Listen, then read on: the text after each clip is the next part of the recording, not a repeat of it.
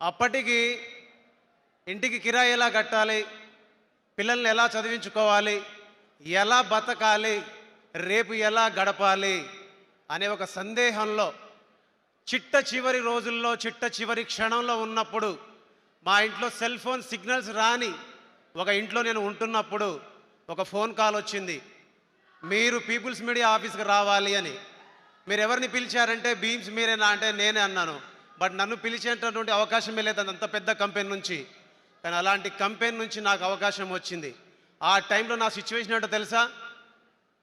ఈ భూమి మీద నాకు నూకలు చెల్లిపోయాయి, నాకు జీవితం లేదు, నా భార్య పిల్లలకు కూడా జీవితం లేదు, అందరినీ కట్టగట్టుకొని ఒకేసారి పైకి వెళ్ళిపోదాం అని అనుకున్నాం.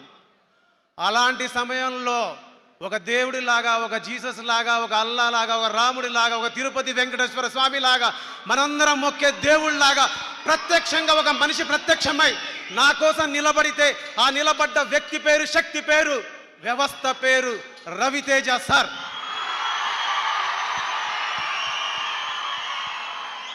మాటల్లో చెప్పాలంటే ప్రేమ, పాటల్లో చెప్పాలంటే భక్తి. నిలబడి ఉన్నాను, రెండు కాళ్ళ మీద నిలబడి ఉన్నాను, 5 వేళ్లతో తింటున్నానంటే అమ్మా నాన్న నీ కొడుకు సజీవంగా ఉండడానికి రవితేజ సార్ కారణం. నీ కొడుకును నిలబెట్టిన రవితేజ సార్కి నాకు మాటలతో చెబితే సమాధానం అయిపోద్ది, మాటల్లో చెబితే సమాధానం అయిపోద్ది, కానీ పాటల్లో చెబితే చరిత్రలో నిలిచిపోతుంది అని చెప్పాను. అందుకే నా ప్రేమను ఎప్పుడు నేను సంగీతం రూపంలోనే సార్కి చెప్తాను. చాలామంది అనుకోవచ్చు అవసరాల కోసం, అవకాశాల కోసం చాలామంది చెప్తారు, చాలామంది కథలు చెప్తారు, కహానీలు చెప్తారని.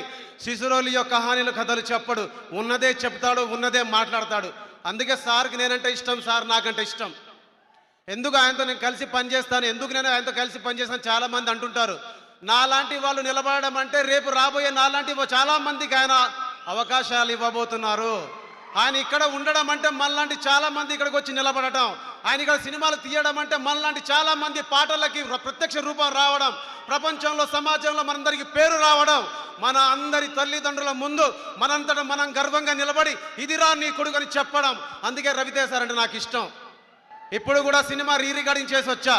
ఆవేశంలోనో లేదంటే ఇంకేదో చెప్పడానికో ఏం మార్చడానికో నేను చెప్పట్లే, మళ్ళీ చెప్తున్నా, మార్క్ మై వర్డ్స్. ఒక బ్లాక్ బస్టర్ సినిమాకి సంగీతం అందించాను.